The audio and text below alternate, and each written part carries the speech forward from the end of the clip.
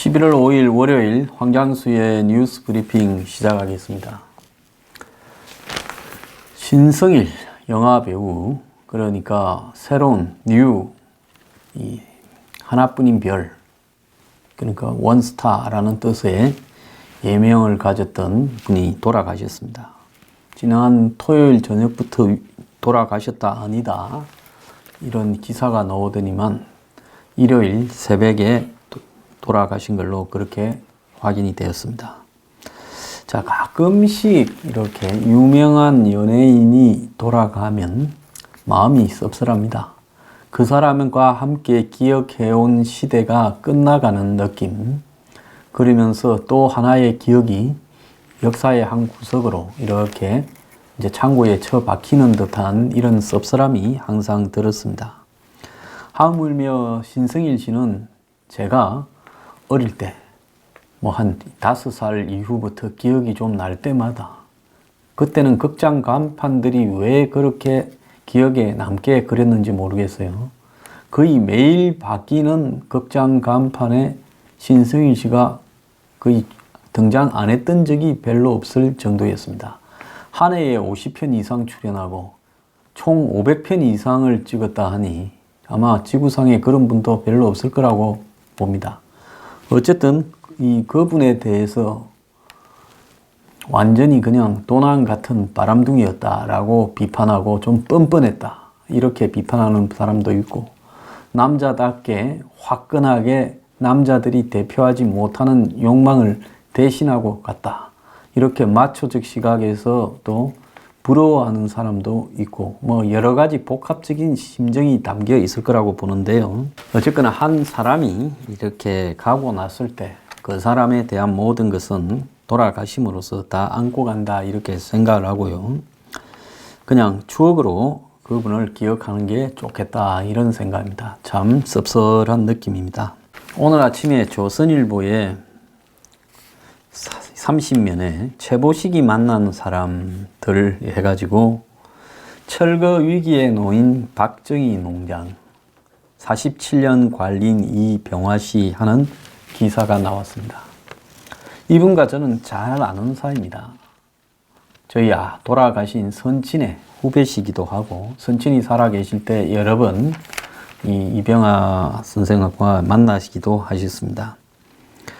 김해 출신으로 기영 IC 근처에 이 박정희 전 대통령이 시범적인 근대적 농장을 조성하게 해서 청와대 별정직으로 이분이 선택되어서 그 농장을 살아 계실 때 관리하다가 또 돌아가시고 난 뒤에 박정희 전 대통령이 그때 와서 집무하고 또 쉬던 응접 세트나 방해 구조를 그대로 두고 있습니다. 저도 이병화 선생 농장에 몇 번을 방문했었습니다.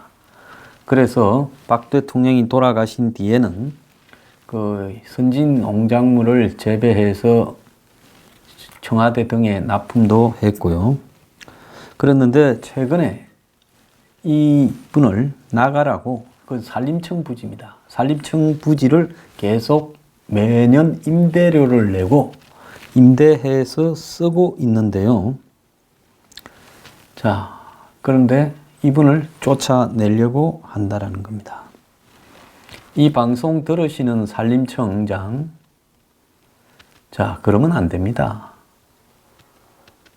이분이야말로 박정희 전 대통령이 편지 한 장 보고 발탁을 해서 대학교에 청강성으로도 넣어주고 이 농업을, 선진 농업을 하는 쪽으로 계속 이렇게 지원하고 또 자신의 농장 관리인으로도 시키면서 한국이 60, 70년대에 이 보릿고개를 극복하는 한 정인으로서 역할을 해왔고, 그래서 얼마 전까지도 농민학교, 월간 상업농, 기계화 농업 같은 그런 농업 전문 잡지들, 참 돈이 안 되는 이런 잡지들을 묵묵히 많은 적자를 낳으면서도 그것이 자신을 발탁해준 분에 대한 도리라고 이렇게 생각해서 이 농장을 평생을 지켜왔던 사람입니다. 그런데 이제 그 땅에서, 그 자기 땅도 아니고 산림청 땅에서 그때 이후로 자신이 천직이라고 생각하고 그 물 웅덩이, 경부 고속도로 만들면서 생긴 물 웅덩이를 메꾸고 그 자리에 선진농업 이런 시범소를 하나 만들어서 박 대통령이 주말마다 와서 농사도 직접 지어보고 시다가던 그런 농장을 관리하던 사람입니다. 그래서 당시 72년에 그때로는 선진적이다 할 이 한마디로 그 새마을 농가주택 모형으로 지은 집을 아직 그대로 보존하면서 살고 계신 분입니다. 세상에요, 아무리 적폐청산이다라고 하고 공직자들이 위에 눈치를 보면서 이렇게 긴다 하더라도 이렇게까지 모든 우리의 그 대한민국의 발전 과정에서의 기억을 의도적으로 지우려고 악랄하게 애를 쓰는 정권에 대해서 저는 참 혐오를 금할 수 없습니다. 산림청 똑바로 하기 바랍니다. 자, 미국의 중간 선거가 막바지에 접어들고 있고 대충 선거 결과가 나오고 있습니다. 자, 폼페이오는 8일쯤에, 그러니까 선거가 끝난 다음 날쯤 뉴욕에서 김영철과 고위급 회담을 한다고 합니다. 그런데 이 고위급 회담에서 북핵 사찰, 금정 문제가 집중적으로 논의된다고 하는데요. 북한은 지금 이런 문제에 대해서 미리 불만을 품고 대북 제재 완화가 이루어지지 않으면 핵 경제 병진 노선을 다시 추구할 수 있다라는 협박을 시작했습니다. 조선중앙통신은 관계 개선과 제재가 양립될 수 없는 상극이라면서 경제 핵무력 건설 병진 노선을 고려할 수도 있다 이렇게 하고 있고, 또 북한 외무성의 미국 연구소의 소장이라는 작자는 4월 우리 국가가 채택한 경제 건설 총집중 노선에 다른 한 가지가 추가되어서 핵이라는 부분을 다시 병진할 수 있으니 유의해라는 식으로 협박을 했습니다. 자, 미국이 태도 변화를 이렇게 가져오지 않고 계속 오만하게 행동한다면 우리는 핵 개발을 다시 시작하겠다라고 그렇게 지금 협박을 하는 거죠. 자, 북한이 이런 협박을 하는 주요 배경에는 폼페이오 미 국무장관이 1일날 검증이 가장 중요하다라면서 다시 한번 완전한 비핵화라는 부분보다 검증에 초점을 맞춰서 이야기를 했다라는 부분에 대해서, 이것이 북한 입장에서 보면 미국이 비핵화라는 말보다는 검증이라고 한 발 물러섰다 이렇게 해석될 수도 있겠지만은, 북한은 검증이라고 하려면 결국은 핵리스트를 신고하고 그 다음에 사찰을 함으로써 검증이 완성되는 거 아니겠습니까? 그래서 이런 부분에 대해서 북한이 지금 너네 뜻대로 그렇게 가지는 않겠다라고 이야기를 한 것으로 봐야 됩니다. 폼페이오 장관은 폭스뉴스 인터뷰에서 다음 주에 내 상대인 2인자와 1년의 대화를 할 거다라고 하면서 비핵화 검증 사찰에 대해 제대로 이뤄내도록 해야 된다. 비핵화에 대해 어떤 사람 말도 고지 곧대로 믿지 않을 것이다라고 이야기를 하면서 이 비핵화가 될 때까지 경제적 압박은 유지할 것이다. 그러니까 선 비핵화 검증 후 제재 완화라는 부분을 다시 한번 강조했습니다. 자, 그러면서 대북 경제 제재는 북한의 핵 프로그램이 이렇게 포기한 것이 확인될 때까지 해제되지 않을 것이다 라고 이야기를 했습니다. 1년 내에 북한 비핵화가 가능할 거라고 보느냐고 앵커가 물으니 물리적으로 불가능할 것이라고 생각한다면서 그것은 진짜 도전이 될 거다라고 이야기를 했습니다. 그러면서 트럼프 대통령은 다른 사람이 설정한 인위적 시간표에 끌려다니지는 않을 것이다. 이렇게 말을 했는데요. 지금 미국이 이란하고의 핵 협정을 파기하면서 오늘부터 이란에 대한 미국의 제재가 다시 재개가 됩니다. 그래서 지금 이란 이 화폐의 가치가 폭락하고 지금 이란에는 물자 비축 이런 것들이 지금 생기고 있고 물가 상승이 심각한 정도로 벌어지고 있습니다. 거리를 시대가 메우고 있는데요. 자, 이란 제재에서 예외 국가 8개를 인정한다는데 그 8개에 한국이 포함될지도 지금 중요한 관심입니다. 자, 그런데 미국 쪽에서는 지금 나오는 이야기는 북한이 단계적으로 핵을 갖다가 폐기해 간다는 걸 인정한다 하더라도 그 대상을 미국이 정해야지 북한이 저들 마음대로 정해서는 안 된다라는 겁니다. 자, 한 번은 풍계리, 한 번은 동창리, 또 영변도 할 수 있다. 이렇게 되어서는 안 되고요. 핵 폐기 첫 단계부터 규모를 확실히 파악을 해야 되고 북핵 규모에 대한 파악 없이 그 다음에 자기들 임의대로 뭘 폭파했다, 뭘 폐쇄했다라고 주장하는 것은 무의미하다.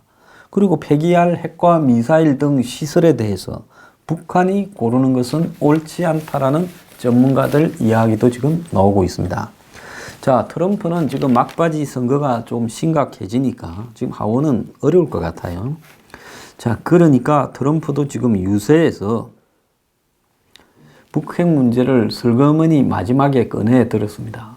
이거 마지막에 한 2, 3일 써먹는다고 북한이 어떻게 하지도 않을 거고 또 선거 직후에 북한하고 고위급 회담을 잡아놨으니까 별 문제 없을 거라고 생각하고 1일 미주리 콜롬비아 유세에서 오늘 신문 보도를 보면 북한이 기꺼이 전문가들이 와서 그들의 핵 시설을 살펴보게 하겠다라는 말이 나왔다. 많은 이들에게는 놀라울 거다.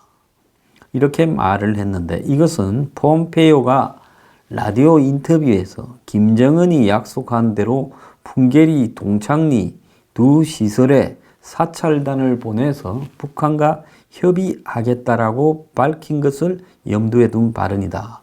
이렇게 지금 이야기를 하는 겁니다. 자, 그러면 지금 미국은 이 핵 신고, 사찰, 검증을 우선시하고 있고 북한은 이걸 거부하고 1mm도 양보하지 않겠다고 이야기하고 있습니다.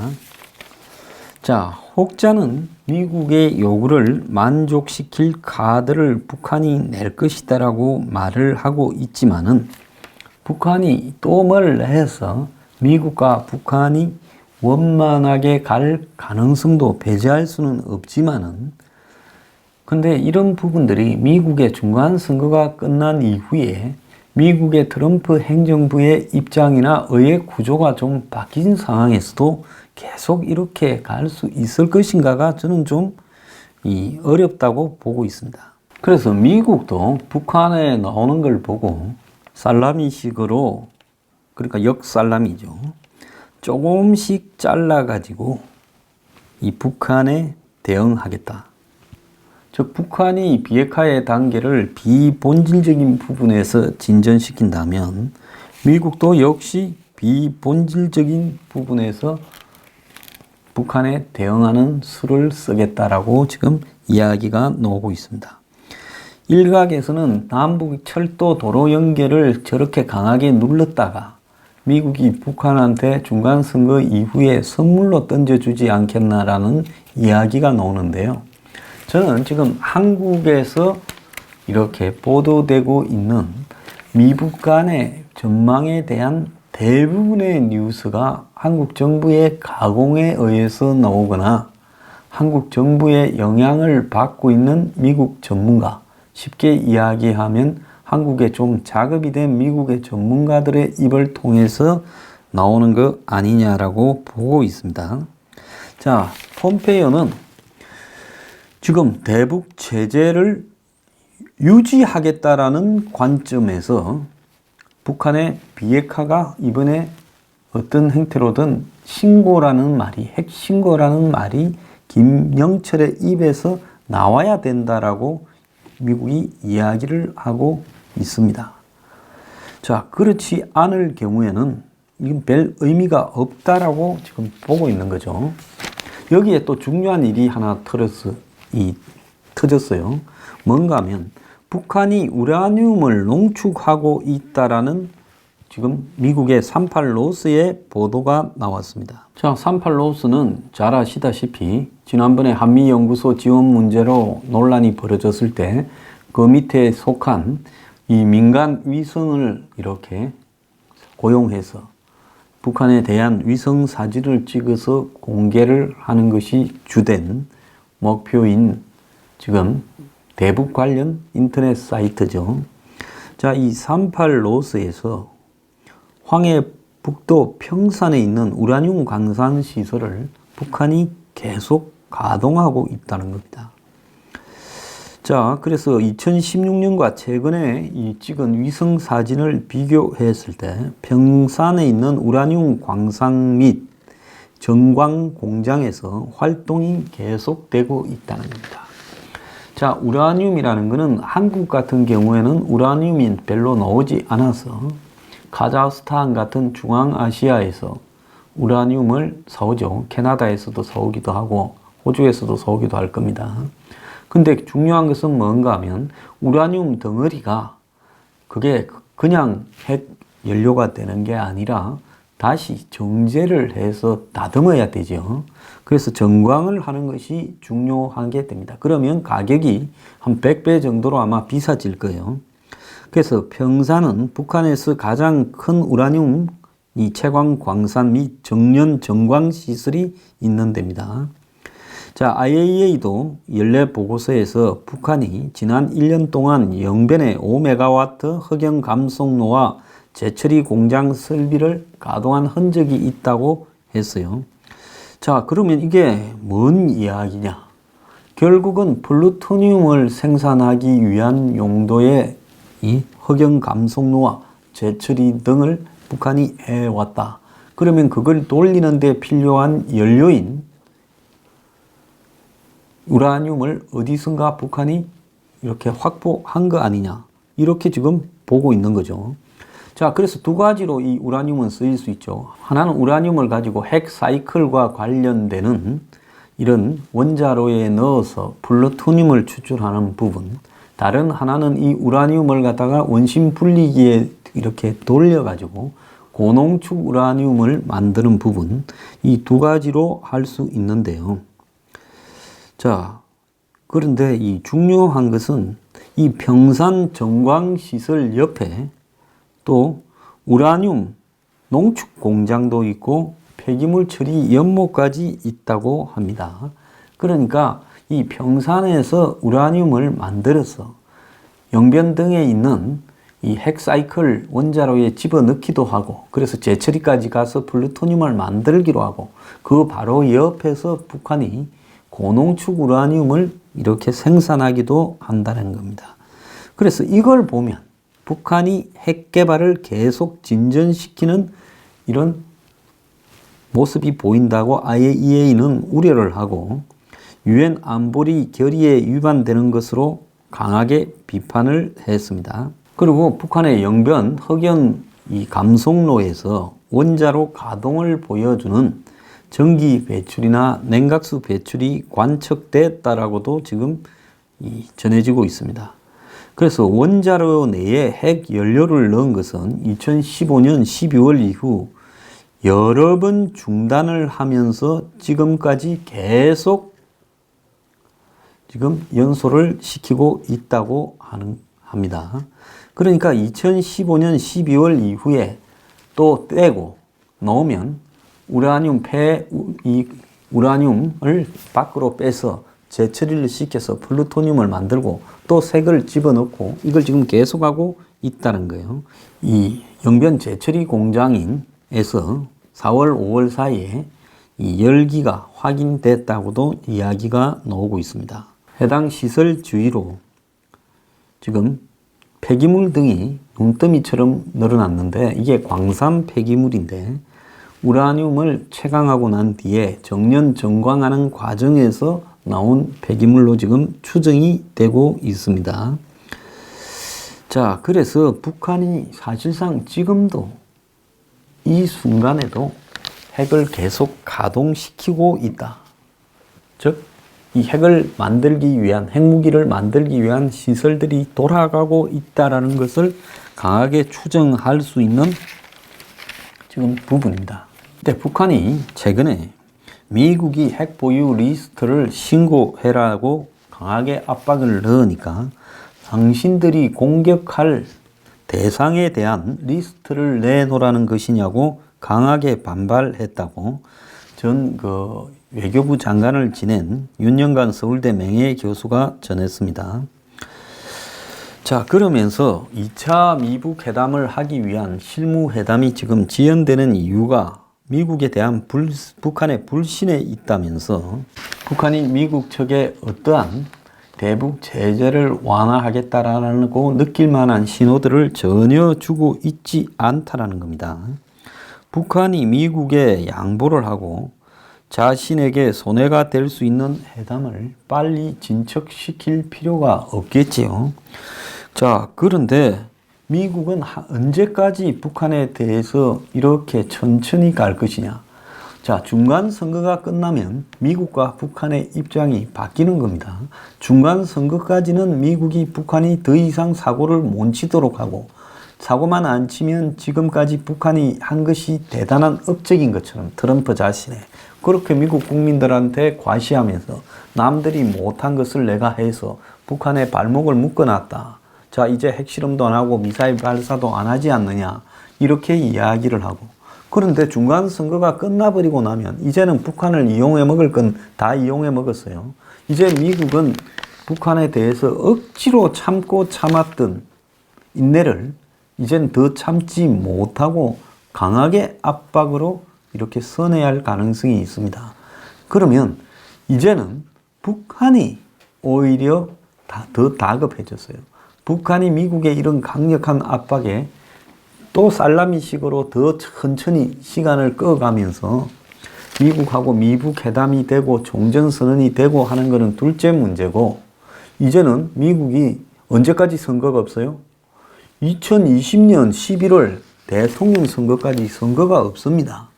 그러니까 트럼프는 딱 2년 동안을 북한에 대해서 계속 이렇게 북한도 살라미, 트럼프도 살라미로 이렇게 가는 것이 쉽지 않을 거라고 보고, 북한이 그 2년 동안의 기간에 다시 한번 틀어서 공격적인 행동을 할 수 있을 거라고 보기 때문에 미국이 선제 제압을 해서 강하게 압박을 해야 된다. 이렇게 느끼거나, 아니면 북한에 대한 강경선회를 가지고 또 트럼프가 말을 바꾸어서 북에 대해서 더 이상 용납할 수 있는 인내의 한계가 지났다면서 북한의 위기를 미국 국민들한테 전파해서 자신의 어떤 지도력을 보이려고 할 수도 있을 겁니다. 그렇기 때문에 북한 입장에서는 지금 저 북한 사람들도 바보겠습니까? 미국이 북한에 대해서 이제 종전선언은 조만간에 해줄 것 같지도 않고 대북 제재 완화도 쉽게 해줄 것 같지가 않다. 그리고 선거가 이제 끝났으니 우리한테 강경 노선으로 회귀할 가능성도 있다. 당분간 미국의 주요 참모들이 바뀌는 것을 보면서 조금만 더 지켜보다가 미국의 진위가 파악이 되는 대로 우리가 입장을 결정하자. 이러면서 북한은 지금 미국의 매티스 국무가 바뀌고 또 여러 가지 이 참모들이 교체되고 난 이후에 중간선거 이후에 트럼프가 북한을 대하는 입장을 좀 관찰한 다음에 자신의 입장을 정할 거라고 봅니다. 자, 11월 달 미국 중간선거가 끝난 이후에 한 달은 미북 간에 서로의 바뀐 태도들을 확인해 보는 순간이 될 건데요. 이제 미국도 급할 것이 없어진 상황에서 북한이 비핵화를 하지 않을 것이라는 것도 어느 정도 파악이 됐을 겁니다.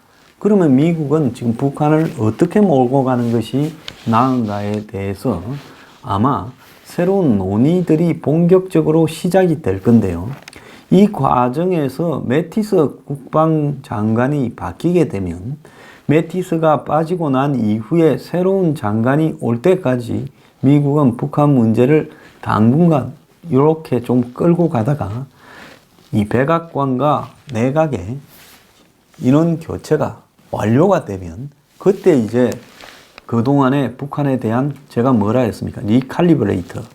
그러니까 북한에 대한 일종의 이 조준을 다시 하는 그런 지금 기간이 될 것이다. 이렇게 보입니다. 아마 연말까지 미국과 북한 간의 극적인 뭔가 발표가 별로 있을 가능성이 저는 없다고 보고 있습니다. 서로가 지금 별로 급할 게 없어져 버렸습니다.